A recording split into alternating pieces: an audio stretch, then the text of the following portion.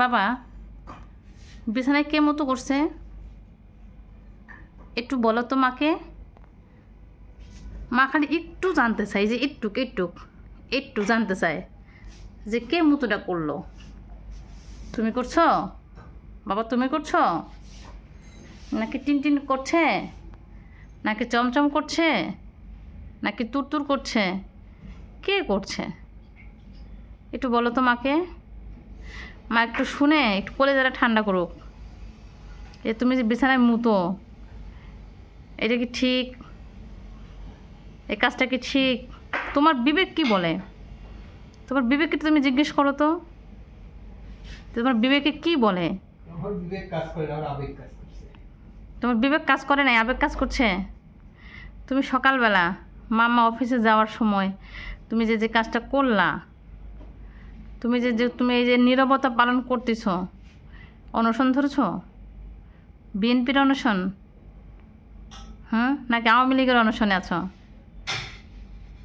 বলো তো। দেখো তো কীভাবে করে বসে আছে। তা তোমার এখন কি বিবেক সাড়া দিয়েছে তাই এরকম করে বসে আছো? বাবা বলো তো, একটু বলো মাকে, একটু বলো। মা খালি একটু জানতে চায় তোমার কাছে, আর কিচ্ছু না। খালি একটু জানতে চায় যে কাজটা তুমি করলা, এটাই একেবারে ঠিক হয়েছে? তুমি এত ভদ্র, আমি সবার কাছে বলি যে আমার টিনটিনের মতো ভদ্র কেউ নেই। টিনটিন কখনোই উল্টাপাল্টা কাজ করে না, সে আমার দিকে তাকাবেই না। দেখছো, সে আমার দিকে তাকাবেই না। এখন বলো, এই যে ঘরে মুতো করলে যে গন্ধ হয়, এটা কি ঠিক কাজ হয়? ঠিক কাজ হয়?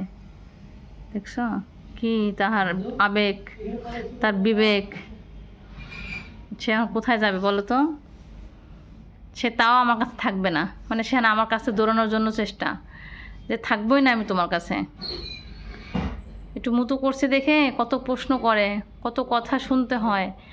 করলামই না মুতু, এই চিন্তা তার মনের মধ্যে। দেখো